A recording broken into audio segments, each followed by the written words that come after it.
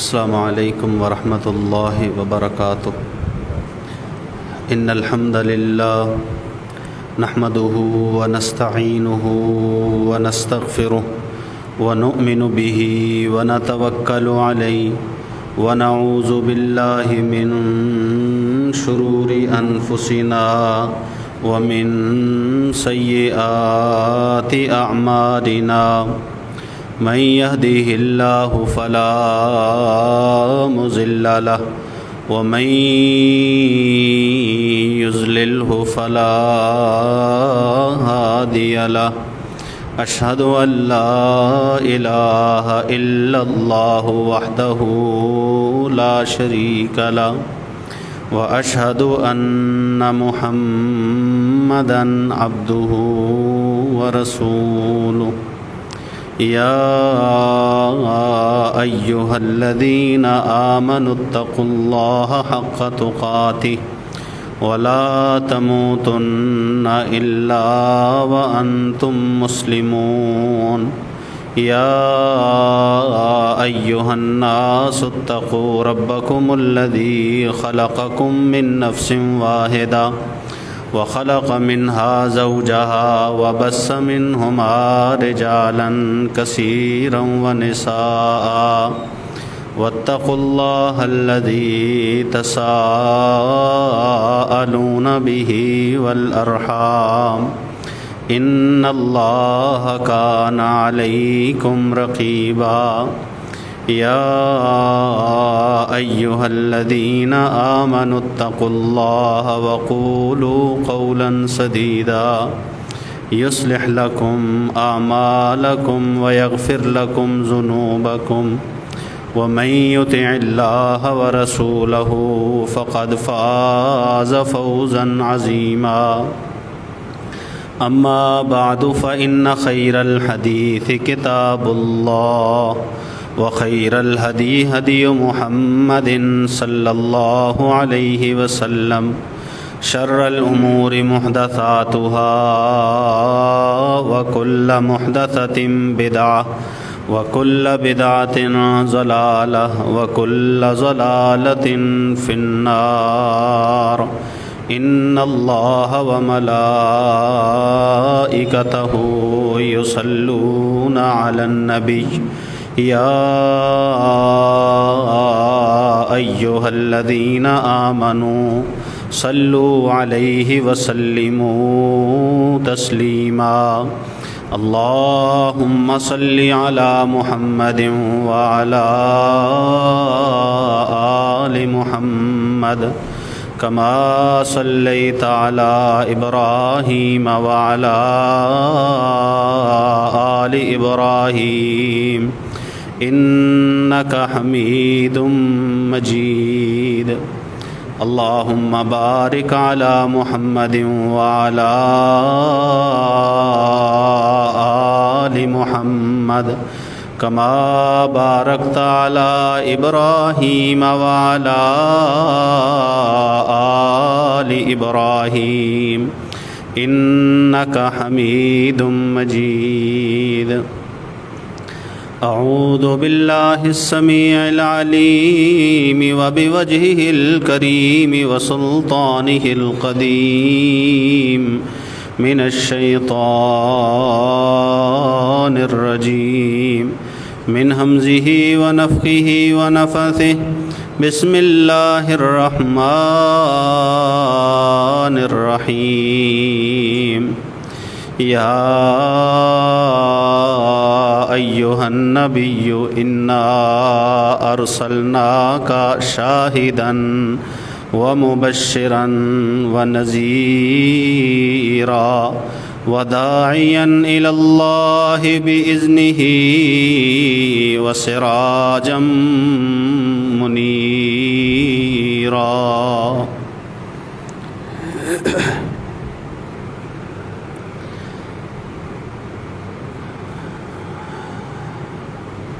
یہ بات تو ہر کلمہ گو کے علم میں ہے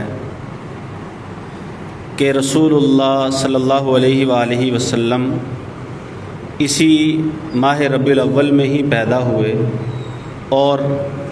ماہ ربیع الاول میں ہی رسول اللہ صلی اللہ علیہ وآلہ وسلم اس دنیا سے رخصت ہوئے، اور ماہ ربیع الاول میں کیونکہ یہ مہینہ رسول اللہ صلی اللہ علیہ وسلم کی پیدائش اور رسول اللہ صلی اللہ علیہ وآلہ وسلم کی وفات سے تعلق رکھتا ہے، اس لیے اس ماہ مبارک میں رسول اللہ صلی اللہ علیہ وآلہ وسلم کا تذکرہ کیا جاتا ہے۔ رسول اللہ صلی اللہ علیہ وآلہ وسلم کے تذکرے کو آپ صلی اللہ علیہ وآلہ وسلم کی سیرت کہا جاتا ہے، اور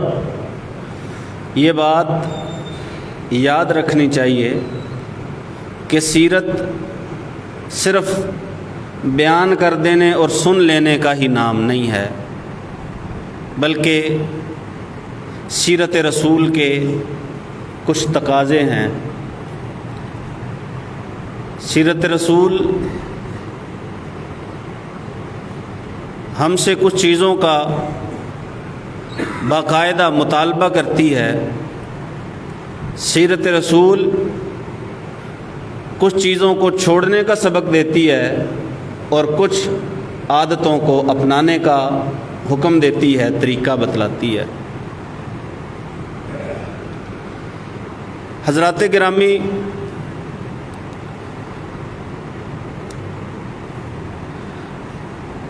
سیرت رسول کا پہلا حق یہ ہے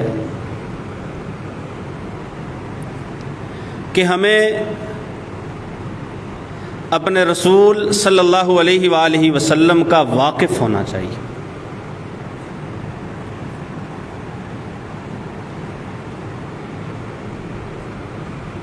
واقفیت ایسی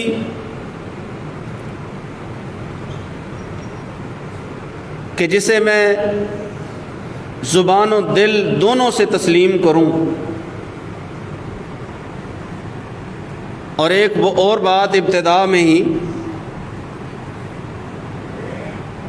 کہ آج جو مسلم معاشرہ، مسلم اقوام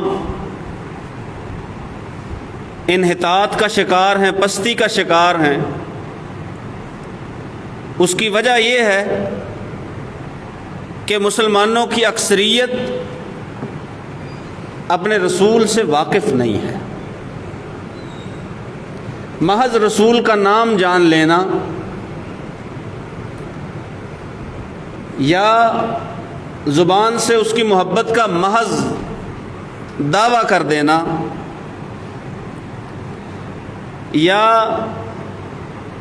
رسول اللہ صلی اللہ علیہ وآلہ وسلم کا کہیں اگر موقع ملے تو تذکرہ سن لینا، تذکرہ کر دینا، یہ کافی نہیں ہے تعلق اور واقفیت کے لیے۔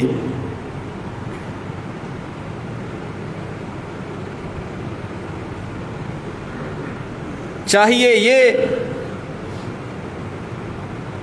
کہ مجھے رسول اللہ صلی اللہ علیہ وآلہ وسلم کی زندگی کے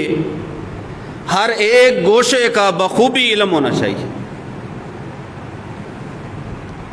سیرت کے ہر پہلو سے مجھے واقفیت ہونی چاہیے۔ میں رسول اللہ صلی اللہ علیہ وآلہ وسلم کی عادتیں، اطوار، اخلاق، طریقے، رسول اللہ صلی اللہ علیہ وسلم کے عمل اور رسول اللہ صلی اللہ علیہ وآلہ وسلم کے برتاؤ کا مجھے اچھی طرح واقف ہونا چاہیے۔ اگر مجھے ان چیزوں کا علم نہیں ہے، ہمسایوں کے ساتھ تعلقات کے معاملے میں اگر مجھے سیرت رسول کا علم نہیں ہے، اگر رشتہ داروں کے ساتھ تعلقات کے معاملے میں مجھے رسول اللہ صلی اللہ علیہ وسلم کی سیرت کا علم نہیں ہے، تو اس کا مطلب ہے میں نے اپنے رسول کو پہچانا ہی نہیں ہے، میں اپنے رسول کا واقف نہیں۔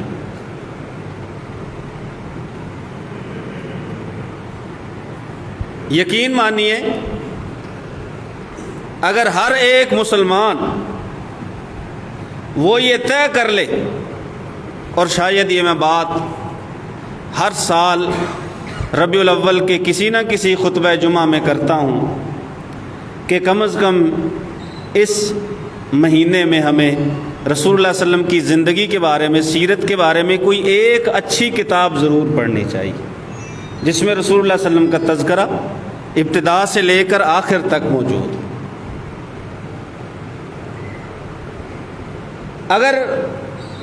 ہم میں سے ہر بندہ یہ طے کر لے کہ میں نے سیرت کو پڑھنا بھی ہے، سیرت کو یاد بھی رکھنا ہے، اور اس سیرت کو اپنانا بھی ہے، ہمارے اکثر جو معاشرتی یا علاقائی جھگڑے ہیں ان کا خاتمہ ہو جائے، وہ سرے سے بچیں ہی نہ. اگر کسی کو رسول اللہ صلی اللہ علیہ وآلہ وسلم کی نرمی کا، معافی کا، درگزر کا بخوبی علم ہو جائے اور صرف وہ یہ بات اپنے علم تک محدود نہ رکھے بلکہ اس کو اپنائے بھی، تو ہمارا معاشرہ صرف سیرت کے ایک پہلو جسے نرمی کہہ لیں، معافی کہہ لیں، عفو درگزری کہہ لیں، کچھ بھی نام دے لیں، صرف ایک پہلو اگر اپنا لیا جائے تو معاشرہ امن و سلامتی کا گہوارہ بن سکتا ہے. سیرت سے واقفیت انتہائی ضروری ہے. سیرت سے واقفیت اصلاً اپنے رسول سے واقفیت ہے. جو شخص دعویٰ تو کرے کہ میں نے محمد صلی اللہ علیہ وآلہ وسلم کو اپنا نبی اور رسول ماننا ہے، دعویٰ کرے کہ میں نے سب انبیاء اور رسل سے، ساری کائنات سے، ملائکہ سے افضل محمد الرسول اللہ صلی اللہ علیہ وآلہ وسلم کو سمجھا ہے، اور یہ دعویٰ محض دعویٰ تک رہ جائے، زبان سے بات کہہ دے لیکن اس کے عمل میں کچھ نہ ہو، اس کے علم میں کچھ نہ ہو،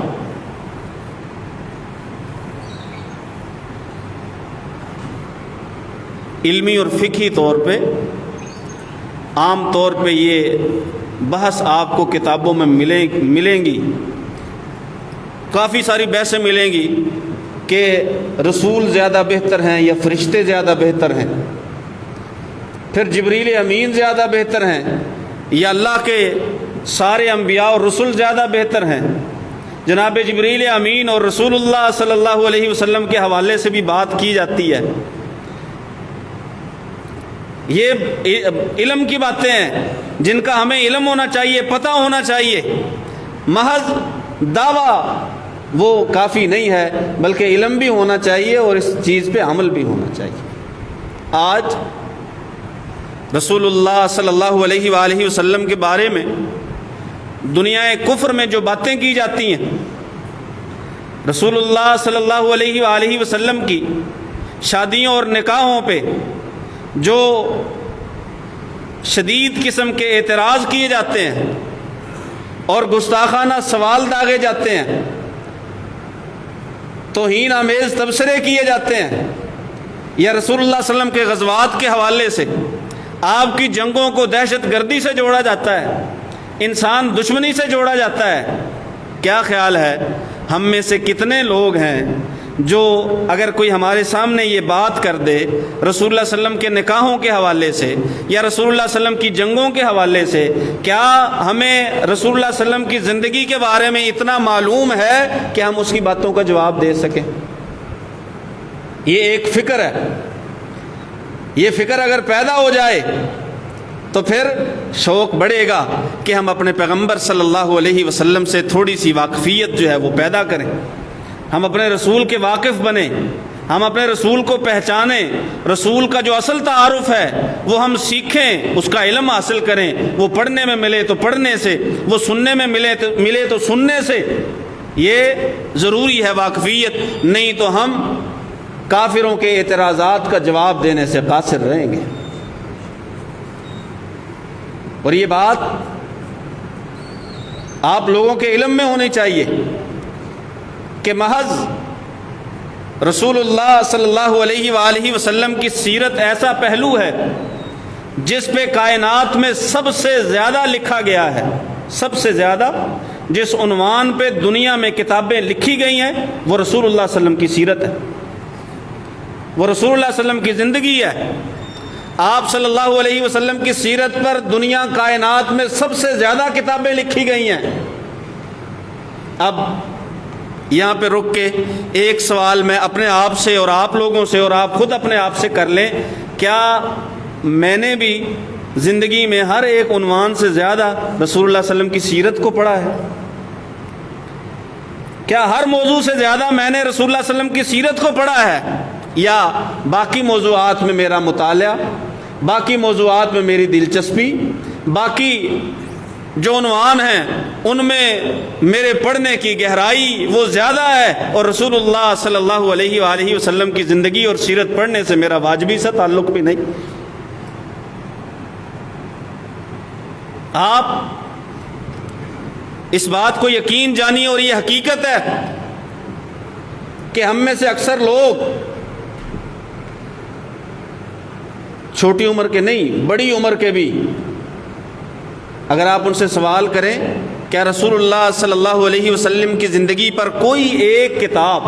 جو آپ کی پوری زندگی کا احاطہ کرتی ہو شروع سے آخر تک، پیدائش سے وفات تک، کیا آپ نے پڑھی ہے؟ اکثریت کا جواب ہوگا کہ نہیں، میں نے کوئی ایسی کتاب جو مکمل رسول اللہ صلی اللہ علیہ وسلم کی زندگی پہ ہو، میں نے وہ شروع سے آخر تک نہیں پڑھی۔ ہاں، بعض مندرجات پڑھ لیے،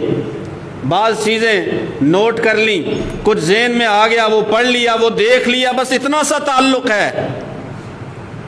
میرا آج بات کرنے کا مقصد یہ ہے کہ یہ تعلق صرف اتنا سا نہیں رہنا چاہیے، بلکہ رسول اللہ صلی اللہ علیہ وآلہ وسلم کی زندگی سے مکمل واقفیت چاہیے۔ اگر مکمل واقفیت نہیں ہے، آپ تو رسول اللہ صلی اللہ علیہ وسلم سے محبت کا بھی حق نہیں ادا کر سکتے۔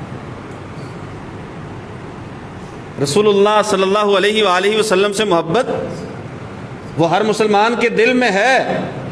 لیکن اس محبت کا حق کیسے ادا کرنا ہے؟ اور اگر آپ کو رسول اللہ صلی اللہ علیہ وسلم کے بارے میں علم نہیں ہے تو ہو سکتا ہے، امکان ہے اس بات کا کہ رسول اللہ صلی اللہ علیہ وسلم کی ذات مبارک کے بارے میں، آپ کی شان کے بارے میں آپ سے کچھ کمی ہو جائے یا آپ سے کوئی زیادتی ہو جائے، اس میں امکان ہے، یا شان بڑھا دیں۔ یہ رسول اللہ صلی اللہ علیہ وسلم کی شان کے بارے میں ایسی بات کرنا کہ آپ صلی اللہ علیہ وسلم کو آپ کے اپنے مقام سے بڑھا دینا، یاد رکھیے یہ بھی کفر ہے، اور مقام سے گرا دینا، توہین کر دینا، اہانت کر دینا، گستاخی کر دینا، یہ بھی کفر ہے۔ نہ مقام سے بڑھانا ہے، نہ مقام سے گرانا ہے۔ کب پتہ چلے گا کہ یہ جو بات میں نے کی ہے یہ شاید رسول اللہ صلی اللہ علیہ وسلم کے بارے میں نہیں کرنی چاہیے تھی؟ جب مجھے رسول اللہ صلی اللہ علیہ وسلم کی زندگی سے واقفیت ہوگی، آپ کی سیرت سے واقفیت ہوگی۔ نہ رسول اللہ صلی اللہ علیہ وسلم کی شان کے بارے میں، نہ رسول اللہ صلی اللہ علیہ وسلم کے ساتھ محبت کے بارے میں، نہ رسول اللہ صلی اللہ علیہ وسلم کے دفاع کے بارے میں یقینی طور پہ کچھ بھی نہیں کہہ سکتا اس وقت تک جب تک مجھے رسول اللہ صلی اللہ علیہ وسلم کی زندگی کا علم نہیں ہے۔ ہم بات کرتے ہیں کہ رسول اللہ صلی اللہ علیہ وآلہ وسلم کے صحابہ نے پیغمبر صلی اللہ علیہ وسلم کی زندگی نقل کرنے کا، یاد کرنے کا، نقل کرنے کا، ہم تک پہنچانے کا انہوں نے حق ادا کر دیا ہے۔ آپ دیکھیے رسول اللہ صلی اللہ علیہ وسلم کا کوئی عمل، حتیٰ کہ آپ کا اٹھنا، آپ کا بیٹھنا، رسول اللہ صلی اللہ علیہ وسلم کا درمیان والا تشہد اس میں بیٹھنا، آخری تشہد میں بیٹھنا، اس بیٹھنے میں جو فرق ہے صحابہ کرام رضوان اللہ علیہ مجمعین نے وہ بھی بیان کر دیا۔ اب اگر کبھی رسول اللہ صلی اللہ علیہ وسلم وضو کر کے، تازہ وضو کر کے مسجد میں تشریف لائے، جو آپ کی داڑھی مبارک سے قطروں کا ٹپکنا تھا وہ بھی صحابہ کرام رضوان اللہ علیہ مجمعین نے بیان کر دیا۔ کس لیے؟ کہ ہم سے بعد والے جب لوگ آئیں گے تو انہیں رسول اللہ صلی اللہ علیہ وسلم کے بارے میں ان باتوں کا علم ہو، تاکہ وہ اپنے رسول سے ناواقف نہ رہیں، وہ اپنے رسول کو پہچانیں۔ آپ صلی اللہ علیہ وسلم کے سواری پہ بیٹھنے کا طریقہ، حتیٰ کہ رسول اللہ صلی اللہ علیہ وسلم کے بیت الخلاء میں داخل ہونے کا، بیت الخلاء سے باہر آنے کا طریقہ، ہر ایک چیز صحابہ کرام رضوان اللہ علیہم اجمعین نے نقل کر دی، بتا دی، انہوں نے حق ادا کر دیا۔ کیا میں نے اور آپ نے بھی وہ چیزیں پڑھنے کا حق ادا کیا ہے؟ تقاضا یہ ہے صحابہ کرام سے محبت کا، رسول اللہ صلی اللہ علیہ وسلم سے محبت کا، کہ کم از کم وہ لوگ جو رسول اللہ صلی اللہ علیہ وسلم کے ساتھ تھے، ہر وقت ساتھ تھے، وہ جنہوں نے دعا مانگتے ہوئے رسول اللہ صلی اللہ علیہ وسلم کے کندھوں سے چادر کے گرنے کا بھی تذکرہ کر دیا۔ دعا مانگ رہے ہیں گڑ گڑا کے عاجزی سے، اور چادر رسول اللہ صلی اللہ علیہ وسلم کے کندھوں پہ ہے، وہ چادر نیچے گرتی ہے۔ یہاں تک رسول اللہ صلی اللہ علیہ وسلم کی حرکات و سکنات کا تذکرہ کرتے ہیں، کس لیے؟ تاکہ امت اپنے پیغمبر صلی اللہ علیہ وسلم سے ناواقف نہ رہے۔ آج امت ناواقف ہے اپنے رسول سے، آج اپنے پیغمبر سے امت ناواقف ہے۔ اس کی وجہ کیا ہے؟ کہ ہم نے رسول اللہ صلی اللہ علیہ وسلم کی زندگی کو، سیرت کو ترجیح نہیں دی۔ ہم نے سیرت رسول کو ترجیح نہیں دی، ہم نے اس کو اولیت نہیں دی۔ ہمارے گھروں میں سیرت کی کتابیں نہیں، ہمارے بچوں کے ابتدائی مطالعے میں سیرت عنوان ہی نہیں ہے۔ کبھی سکولوں میں جا کے پڑھیں گے اسلامیات میں سیرت کے بارے میں، تب تک بڑا وقت گزر چکا ہوگا۔ کوئی نہ کوئی سیرت کا واقعہ بچوں کے لیے گھروں میں ان کے سبق کے لیے ہونا چاہیے، سنایا جانا چاہیے، تاکہ ہمارے بچوں میں، ان کے خون میں، ان کے ابتدائی مطالعے میں رسول اللہ صلی اللہ علیہ وآلہ وسلم کی زندگی کے بارے میں باتیں ہوں۔ اب احادیث کی کتابیں محدثین نے لکھی ہیں، ان سب میں رسول اللہ صلی اللہ علیہ وآلہ وسلم کی باتوں کا ہی تذکرہ ہے، لیکن امام ترمذی نے الگ سے ایک کتاب لکھی، اسے شمائل ترمذی کہتے ہیں، ویسے انہوں نے نام رکھا تھا شمائل محمدیہ صلی اللہ علیہ وسلم۔ رسول اللہ صلی اللہ علیہ وسلم کی ایسی عادتیں جو آپ صلی اللہ علیہ وسلم کے ساتھ خاص تھیں، رسول اللہ صلی اللہ علیہ وسلم کا کنگھی کرنے کا طریقہ، رسول اللہ صلی اللہ علیہ وسلم بالوں میں مانگ کیسے اور کہاں سے نکالا کرتے تھے، یہ اس میں بیان ہے۔ رسول اللہ صلی اللہ علیہ وسلم کا سرما ڈالنا، رسول اللہ صلی اللہ علیہ وسلم کا خضاب لگانا، رسول اللہ صلی اللہ علیہ وسلم کا بال بڑھانا، کہاں تک بڑھانا، پھر بالوں کو منڈوانا، یہ ساری باتیں انہوں نے باقاعدہ پوری ایک کتاب لکھ دی، تاکہ امت کو رسول اللہ صلی اللہ علیہ وسلم کی ان باتوں سے بھی واقفیت حاصل ہو۔ امام سیوطی نے جامع الصغیر میں 15,000 حدیثوں کی کتاب ہے، اس میں الف سے شروع ہونے والی کچھ حدیث ہیں، وہ ایک ترتیب سے، جتنی حدیثیں ہیں الف سے شروع ہیں، پھر با سے، پھر تا سے، ایسے ہی ترتیب سے چلے گئے ہیں۔ انہوں نے پھر بیچ میں ایک کتاب ایسی بھی درج کی جو لفظ کانا سے ہے، کانا، باقی تو ساری کے رسول اللہ صلی اللہ علیہ وسلم فرمایا کرتے تھے، فرامین الف بے تے کے الگ الگ ذکر کر دیے۔ پھر ایک ہے کتاب کانا کہ رسول اللہ صلی اللہ علیہ وسلم ایسے تھے، ایسے کیا کرتے تھے، ایسے جایا کرتے تھے، ایسے آیا کرتے تھے، ایسے بیٹھا کرتے تھے۔ پوری ایک کتاب صرف اسی پہ لکھ دی کہ رسول اللہ صلی اللہ علیہ وسلم یوں کیا کرتے تھے، یوں جایا کرتے تھے، یوں بیٹھا کرتے تھے، یوں سویا کرتے تھے، جب بیدار ہوا کرتے تھے کیا پڑھا کرتے تھے، وہ ساری چیزیں انہوں نے کانا کے تحت درج کر دی ہیں۔ کانا رسول اللہ صلی اللہ علیہ وسلم، رسول اللہ صلی اللہ علیہ وسلم ایسے تھے، رسول اللہ صلی اللہ علیہ وسلم ایسے کیا کرتے تھے، ایسے آیا جایا کرتے تھے، ساری باتیں انہوں نے ایک باب میں ساری کی ساری درج کر دی، تاکہ امت محمد صلی اللہ علیہ وسلم جو بعد میں آنے والے لوگ ہیں انہیں رسول اللہ صلی اللہ علیہ وسلم کی ان عادتوں سے واقفیت حاصل ہو۔ اگر اپنے رسول کا پورا اور پکا واقف بننا ہے تو رسول اللہ صلی اللہ علیہ وسلم کی سیرت کو پڑھنا ہوگا، رسول اللہ صلی اللہ علیہ وسلم کی سیرت کا علم حاصل کرنا ہوگا، رسول اللہ صلی اللہ علیہ وسلم کی ابتدائی جو زندگی ہے جو مکہ میں گزری، اس میں جو حالات ہیں انہیں پڑھنا ہوگا، ان سے سبق سیکھنا ہوگا۔ پھر مدینہ میں رسول اللہ صلی اللہ علیہ وسلم، پھر رسول اللہ صلی اللہ علیہ وسلم کے جو غزوات ہیں، پھر رسول اللہ صلی اللہ علیہ وآلہ وسلم کے دیگر معاملات ہیں، ان سب میں رسول اللہ صلی اللہ علیہ وسلم کی زندگی کو پڑھنا ہوگا۔ سیرت اس بات کا تقاضا کرتی ہے. یہ ربیع الاول کا مہینہ رسول اللہ صلی اللہ علیہ وسلم سے منسوب کیا جاتا ہے کہ آپ صلی اللہ علیہ وسلم کی پیدائش و وفات اس میں ہے. خدا را اس ماہ مبارک میں سیرت کی کتابوں کا مطالعہ کریں، رسول اللہ صلی اللہ علیہ وآلہ وسلم کی زندگی کو پڑھیں، کیونکہ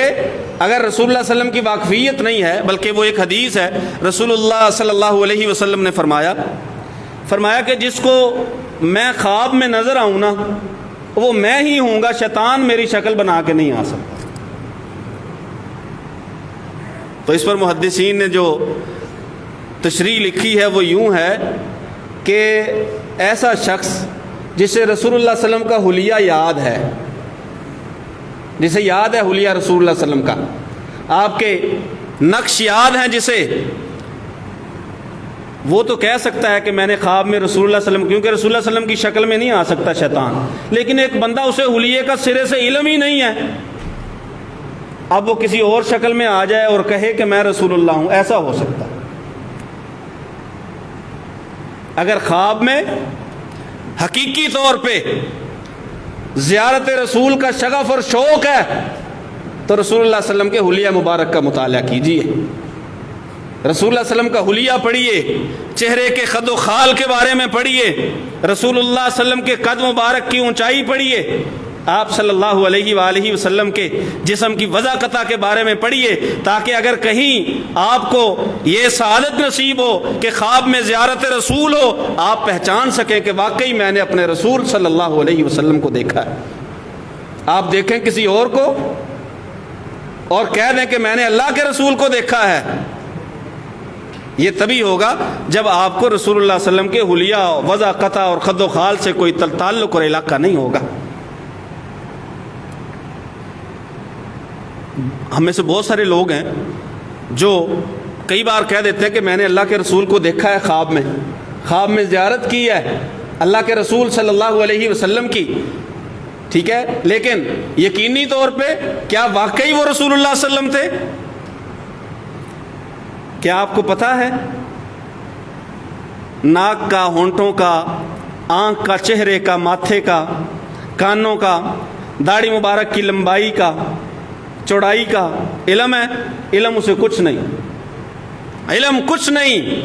سیرت کا تقاضا یہ ہے کہ اگر رسول اللہ صلی اللہ علیہ وسلم کو خواب میں دیکھنے کی سعادت حاصل کرنی ہے تو اللہ کے رسول صلی اللہ علیہ وآلہ وسلم کا حلیہ مبارک یاد ہونا چاہیے، یاد ہونا چاہیے، تبھی یقین سے کہہ سکو گے. کیونکہ رسول اللہ صلی اللہ علیہ وسلم نے فرمایا شیطان میری شکل میں نہیں آ سکتا. اگر دیکھو گے تو یقین ہوگا کہ آج سعادت حاصل ہوئی ہے، مجھے اپنے رسول صلی اللہ علیہ وآلہ وسلم کی خواب میں زیارت کی، کیونکہ رسول اللہ صلی اللہ علیہ وسلم کی شکل میں شیطان آ سکتا اور کسی بھی شکل میں آ سکتا ہے، رسول اللہ صلی اللہ علیہ وسلم کی شکل میں نہیں آ سکتا. تو اس لیے ضروری ہے یہ بات، میں پہلے بات کر چکا ہوں کہ ہم تو حقیقی طور پہ محبت بھی نہیں کر سکتے، محبت کا حق ہی ادا نہیں کر سکتے جب تک ہمیں سیرت رسول صلی اللہ علیہ وسلم سے واقفیت نہیں ہے. جیسی محبت رسول اللہ صلی اللہ علیہ وسلم چاہیں، جیسی محبت اپنے پیغمبر سے کرنا اللہ تعالیٰ چاہے یا اللہ تعالیٰ حکم دے، ویسی محبت کرنی ہے. اگر علم ہی نہیں ہے کہ رسول اللہ صلی اللہ علیہ وسلم محبت کیسی چاہتے ہیں، علم ہی نہیں ہے، محض نعرے لگا دینا یہ تو کوئی محبت نہیں ہے، نہ ہی اس کا تقاضا کیا گیا ہے. جس چیز کا تقاضا کیا گیا ہے محبت کے لیے وہ ہے کہ میری بات مانو. اللہ بھی کہتا ہے، اللہ کہتا ہے کہ اے رسول صلی اللہ علیہ وسلم تو کہہ دے اگر تم اللہ سے محبت کرتے ہو اور چاہتے ہو کہ اللہ تم سے محبت کرے تو میری پیروی کرو. اور رسول اللہ صلی اللہ علیہ وسلم نے اپنے بارے میں بھی فرمایا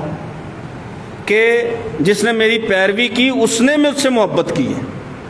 جس نے بات ماننی ہے اس نے محبت کی ہے. اب کیا بات ہے، کیا ماننی ہے، کیسے پتہ چلے گا؟ اس کے بارے میں معلومات حاصل کرنی پڑیں گی،